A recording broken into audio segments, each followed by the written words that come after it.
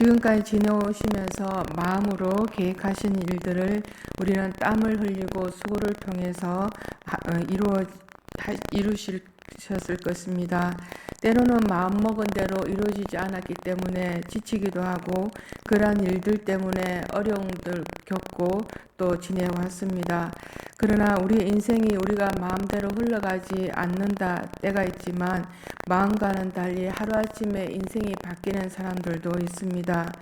뜻하지 않는 사고나 재난으로 인해서 하루아침에 인생의 진로와 삶의 형태가 완전히 바뀐 사람들도 있습니다. 삶이 그리 마음먹은 대로 계획대로 흘러가지 않는 것이 우리의 인생의 시간입니다. 그러한 인생의 시간 속에 우리가 어떻게 살아야 하는지, 어떻게 사는 것이 잘 사는 것인지를 늘 물음을 갖게 됩니다. 우리가 함께 읽은 본문 1절 말씀에 마음의 경영은 사람에게 있어도 말의 응답은 여호와께로 나오느리라고 말씀해 줍니다. 본절에서 인간이 마음으로 무엇을 어떻게 경영하든 그것을 이루시는 분은 여호와이심을 선언함으로써 절대 주권자에 대한 여호와에 대한 순복을 촉구하고 있습니다. 먼저 상반절에서 마음의 경영은 사람에게 있다고 밝히고 있습니다. 인간을 나타내는 많은 용어들 가운데 아담이라는 표현에는 흙으로 지음받은 하나님의 피조물인 아담의 후손으로서 인간이란 의미가 담겨져 있습니다. 이러한 용어를 사용함으로써 창조주이시며 절대 주권자이신 여호와가 본질적으로 구별되는 인간의 한계성을 상기시켜 줍니다. 1절에 보면 마음의 경영에서 경영은 문자적으로 배치나 배열 또는 준비나 계획 등을 의미하고 있는데 이는 본절에서 복수형으로 사용되는 것은 그만큼 사람의 마음속에 참으로 많은 계획이 있음을 보여주고 있습니다. 솔로몬은 1절 말씀을 통해 상반절에서 최선을 다해 우리가 열심히 일하고 계획을 세우는데도 인간의 모습을 제시한 이후에 그 다음에서 상반절에서 그것을 확장하시는 분은 여호와이심을 선언합니다. 인생에서 절대 주권자를 행하시는 분이 바로 여호와이시며 사람이 아무리 계획을 많이 세우고 이를 이루기 위해서 애쓴다 할지라도 결정적인 한계를 벗어날 수 없음을 우리 모두에게 상기시키주고 있습니다. 우리가 이 세상을 살아갈 때 우리의 힘으로 통제할 수 없는 변수들이 우리의 삶 가운데 많이 일어납니다. 하나님을 믿지 않는 사람들은 이런 부분을 두고 운이라고 말하기도 합니다. 아무리 계획을 잘 세워도 어떨 때는 태풍이 불어오고 폭우가 내려서 삶의 터전이 다 잃어버리기도 하고 때로는 전염병이 돌아서 그동안 키웠던 모든 가축과 재산을 다 잃어버리기도 합니다. 본문에서 기업이 없는데도 경영이란 말을 사용하고 있습니다. 이것은 개인이 자기 인생에 대하여 계획을 세우고 노력하고 나중에 인생이 성공하였을지라도 혹은 실패했다 하더라도 반성하는 것을 말합니다. 그러나 성경에는 하나님도 경영하신다고 했습니다. 하나님의 경영은 무엇을 두고 말하는 것일까요? 물론 하나님은 이익을 많이 남기는 경영을 하시지 않으십니다. 그러나 하나님의 경영에는 세상에서 유지하는 것도 있고 많은 사람들이 예수 믿고 구원받는 것도 있고 부흥에서 일어나는 것도 있습니다. 지금껏 우리가 살아오면서 이루어졌으면 하는 일들이 우리 모두에게 많이 있습니다. 그런데 우리의 마음과는 아랑곳하지 않고 그러한 일들이 나에게 오랫동안 시간 속에 머물러 주지 않았던 것 같습니다. 산다고 살았는데 돌아보니 남은 것 없고 그 인생의 시간에서 우리는 모두가 지쳐있고 그 지침 속에 나의 육신이 아프고 스스로가 내려놓을 수밖에 없는 나의 자존심, 이기적인 아집들, 아무것도 손에 쥔 것 없을 때 우리는 그때서 비로소 하나님 앞에 두 손 들고 진정으로 하나님을 바라보는 것이 아닌가 합니다. 우리가 입술을 열어 나의 인생을 놓고 기도하고 앞으로 되어가야 할 일에 대해 기도의 응답을 우리는 하나님께 토로할 때가 있습니다. 그럼에도 불구하고 우리는 그 기도의 응답에 기다리기에는 우리의 마음이 많이 분주합니다. 우리의 말의 응답에는 너무 성급하고 기다림 속에 주어지는 하나님의 뜻을 발견하기에는 우리의 마음가짐이 준비가 되어 있지 않을 때가 있습니다. 하나님 앞에서 기다림은 우리에게 나를 발견할 수 있는 시간이 되고 또 나의 연약하고 모난 성품들이 하나님 안에서 온유하고 주어진 삶들을 품을 수 있는 사람으로 바꿔주는 시간이 되기도 합니다. 우리는 그런 시간들마저 나의 계산 속에 또 나의 성급한 성품 때문에 더 나은 모습으로 나아가지 못할 때가 있습니다. 아무리 우리가 애를 태워도 우리의 노력으로 될 수 없는 일들 앞에 우리가 마음을 내려놓지 못하고 응답을 내가 만들려고 하고 우리 자신이 결론을 내리고 맙니다. 아무리 우리가 그렇게 한다 하더라도 결과는 하나님으로부터 주어지고 우리의 기도를 통해서 하나님의 응답들이 이루어져 갑니다. 출애굽한 이스라엘 백성들의 가나안 입성이 임박할 때였습니다. 이스라엘을 두려워한 모압 왕 발락은 메소포타미아 출신인 술사 발람을 통하여 이스라엘을 저주하기로 하여 발람을 초청합니다. 물론 발람은 불의의 삭설 받고 발락의 초청을 응하여서 이스라엘을 저주하기로 하였습니다. 그러나 발람은 이스라엘을 저주하기는커녕 도리어 축복하고 말았습니다. 이는 하나님께서 발람의 입을 주관하셔서 저주를 축복으로 바꾸게 하셨기 때문이라고 민수기 22장에 나옵니다. 우리가 이러한 사실을 통해 생각할 것이 무엇일까입니다. 우리가 추구하는 바, 계획하는 바가 최종 결정을 내리시는 분은 하나님의 뜻에 부합되는 것인지를 우리는 생각해야 합니다.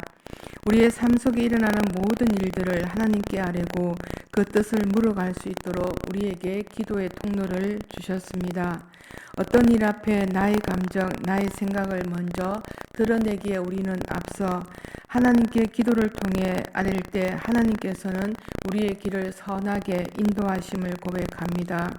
그러한 길을 걸어갈 때 사람의 눈으로 볼 때는 더디고 미련하다 할지라도 결국은 그 길이 가장 진실하고 바른 길을 가는 것을 우리는 인생의 시간을 통해서 알게 되어집니다.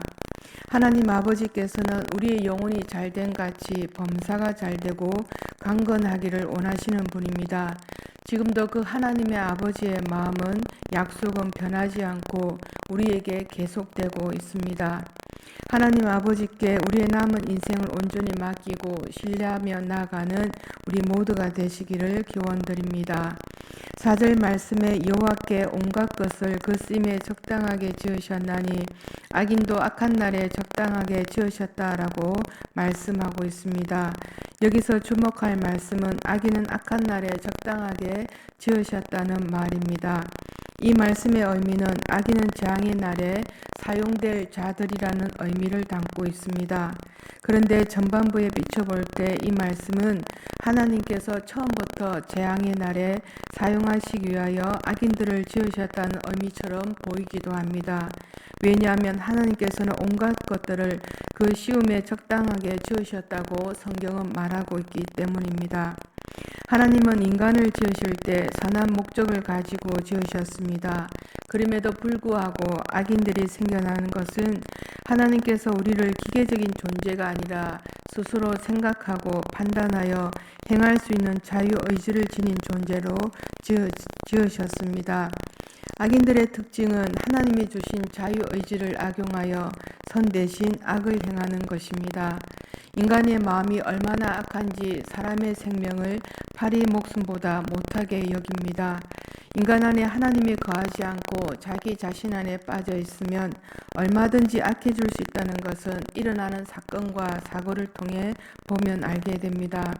반드시 우리의 삶의 모양들은 드러나게 되어 있는데 한순간에 자기 연민에 빠지고 한순간에 자기 관리하지 못한 마음에서 나온 악행들이 마치 도살장에 끌려가는 도살날 날을 기다리는 짐승과 같다라고 야고보서 5장 5절에서는 말씀합니다.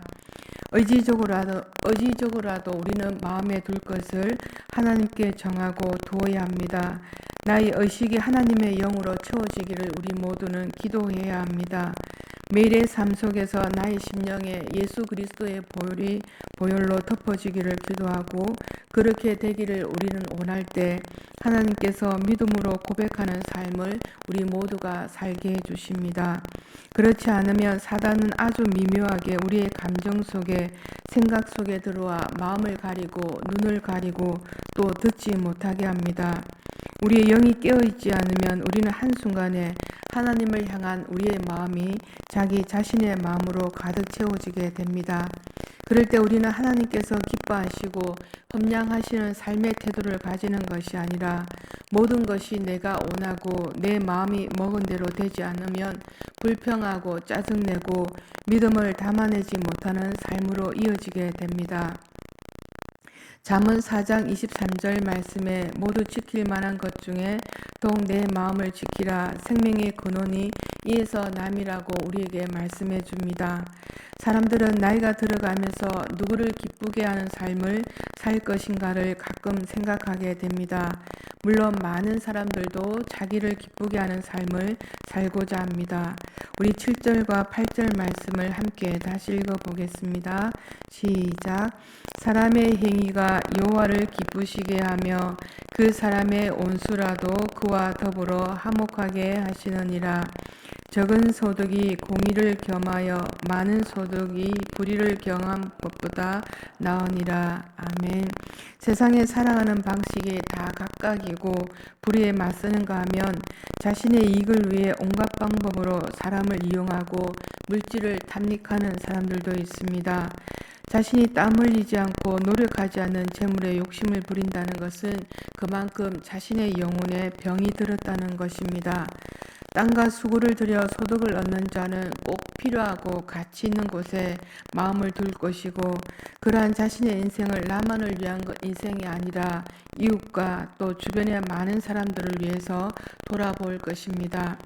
세상의 가치를 나 외에 다른 이들에게 돌아보는 것이 아니라 하나님께서 주시는 관점으로 하나님께서 주시는 마음으로 돌아볼 것입니다.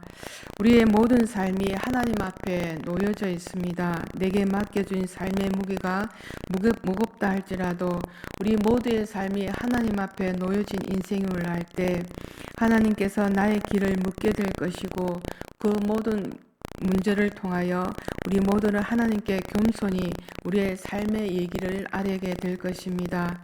오늘도 내게 주어진 인생의 시간을 우리는 살아내어야 합니다. 분명 나의 생명을 거두어 가시지 않고 이렇게 남겨주신 것은 우리 모두를 통하여 하나님의 뜻이 있고 또 우리 모두를 통하여 하나님의 뜻을 이루고자 하실 것이라 고백합니다.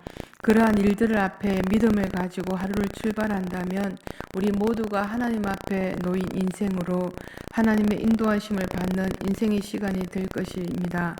주어진 한날의 삶 우리 모두가 살아갈 때 하나님의 인도하심을 받기를 원하고 하나님께 우리의 인생의 시간들 속에 주어지는 모든 문제를 하나님 앞에 구하는 저와 여러분이 되시기를 간절히 축원드립니다. 우리 9절 말씀을 읽고 마치겠습니다. 9절 말씀 함께 읽겠습니다. 시작. 사람이 마음으로 자기의 길을 계획할지라도 그의 걸음을 인도하시는 이는 여호와시니라. 아멘.